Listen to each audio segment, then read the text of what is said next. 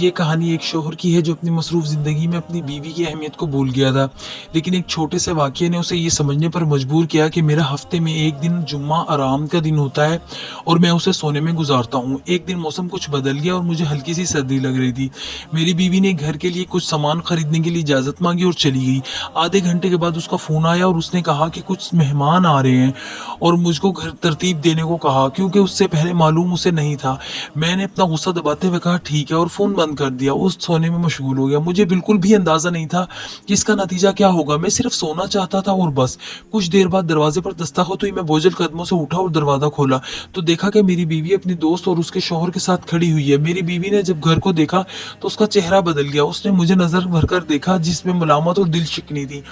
اس نے کوشش کی کہ وہ ماحول کو سنبھالے اور کہا کیا ہوا پیارے، ابھی بھی سردی نہیں اتری؟ میرا قصور ہے، میں نے تمہارے لیے گھر کو صاف کرنے سے پہلے ہی چلی گئی۔ پھر وہ کچن میں گئی اور میں جانتا تھا کہ وہ رو رہی ہے۔ وہ کبھی بھی میرے ساتھ کمی نہیں کرتی تھی، حالانکہ میں ہمیشہ کام میں مصروف رہتا تھا اور اپنا آرام کا دن بھی سونے میں گزارتا تھا۔ کام کا دباؤ اتنا تھا کہ میں اسے فون بھی نہیں کر پاتا تھا۔ میں اس کے پیچھے کچن میں گیا اور جب اسے میرے قدموں کی آواز سنی تو اس نے اپنا چہرہ دھو لیا۔ میں اس کے قریب گیا اور کہا مجھ سے ناراض مت ہو، تم جانتی ہو کہ ڈاکٹروں کو کلینک میں کتنے لوگ دیکھنے ہوتے ہیں۔ اس نے مجھے مصنوعی مسکراہٹ کے ساتھ دیکھا اور کہا کوئی بات نہیں، سب ٹھیک ہے۔ لیکن وہ ہمیشہ کے لیے کی طرح یہ بات صرف اس لیے کہہ رہی تھی تاکہ بات ختم ہو جائے۔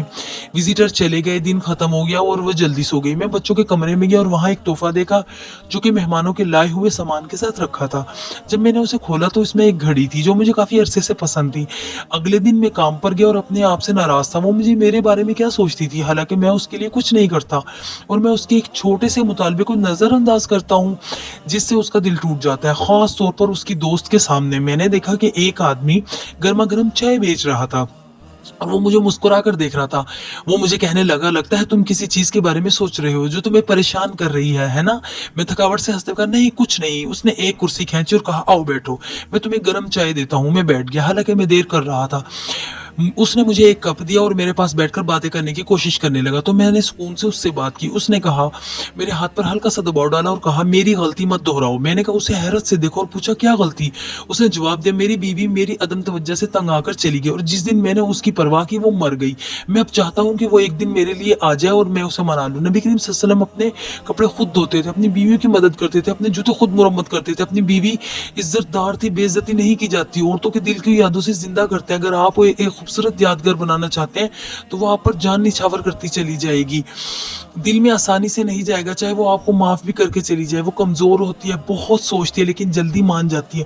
کوئی عورت ضدی یا شکایت کرنے والی نہیں ہوتی، لیکن آپ کے ساتھ محبت کی وجہ سے وہ آپ کے رویے سے حساس ہو جاتی ہے۔ اپنی عادتوں کی وجہ سے اپنی نعمتوں کی قدر کو مت کھوئیں۔ عورت کی قدر کرنا آپ کی شخصیت کو کمزور نہیں کرتا بلکہ آپ کو اور زیادہ عزت دار بناتا ہے۔ اپنی بیوی سے محبت کرنے اپنی بیٹی کی نظر میں ہیرو بننے میں مددگار ثابت ہوتا ہے۔ آج کام سے چھٹی کریں، چاہے وہ معمولی سا کنا ہو۔ مجھے تمہاری یاد آتی ہے، میں نے اس لیے سوچا کہ آج کا دن تمہارے ساتھ گزار دوں۔ پھر دیکھیں وہ آپ سے کیسا برتاؤ کرتی ہے اور آپ سے کتنی محبت کرتی ہے۔ اسے ناراض مت کریں، اس کا آپ کے علاوہ کوئی نہیں۔ میں واقعی گھر واپس گیا اور اس کے اپنے ہاتھ میں اس کی پسند دیکھی اس کی تو میں نے پایا کہ میں روزانہ کچھ دیر نکال کر اس کا حال پوچھنے کے لیے اسے کال کرتا ہوں۔ میں کوشش کرتا ہوں کہ اس کے لیے کچھ میٹھا لے آؤں اور اپنے آرام کے دن اسے کہیں لے جاؤں، سیر کرنے جاؤں تاکہ گھر کی بوجھل فضا سے دور جا سکے۔ میں سمجھتا تھا کہ میں اسے خوش کر رہا ہوں لیکن دراصل میں خود خوش ہو رہا تھا۔ ایک دن جب ہم باہر جا رہے تھے میں نے اس کے لیے کچھ سردیوں کے کپڑے اور گھر کی ضرورت کا سامان خریدا۔ تقریباً مہینے کی تنخواہ خرچ ہو گئی اور میرے پاس صرف 10 روپے بچے۔ جب وہ رو رہی تھی کہ پیسے ختم ہو گئے، میں نے اس کا ہاتھ پکڑا اور مٹھائی کی دکان کی طرف چلا گیا اور کہا لیکن اس نے کہا تمہارے پاس تو صرف 10 روپے بچے۔ میں نے کہا کوئی بات نہیں، ان سے جلیبی خرید لیتے ہیں اور گھر پیدل چلتے ہیں، مجھے تمہارے ساتھ چلنا پسند ہے۔ عورت یادوں سے جیتی ہے، لاپرواہی تعلقات کے اختتام کی ابتدا ہے۔ سید الانبیاء